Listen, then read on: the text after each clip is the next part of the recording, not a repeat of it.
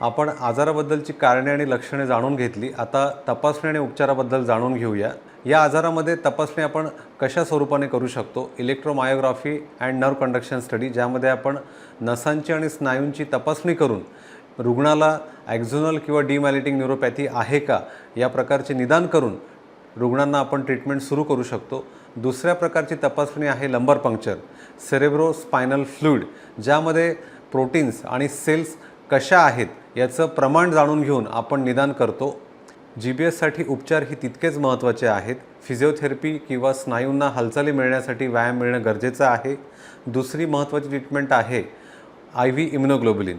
ह्या आजारामध्ये शरीरातील अँटीबॉडीज हे जंतूंना मारण्याऐवजी मायलिन शीथला डॅमेज पोहोचवतात, म्हणून इम्युनोग्लोबुलिन्स देणं ॲज पर बॉडी वेट खूप महत्त्वाचे आहे। तिसरी ट्रीटमेंट आहे प्लाझ्मा एक्सचेंज, ज्यामध्ये अशुद्ध घटक बाहेर काढण्याची ही जी क्रिया आहे त्याला म्हणतो आपण एक प्रकारचं फिल्ट्रेशन, प्लाझ्मा एक्सचेंज किंवा प्लाझ्मा फेरसिस।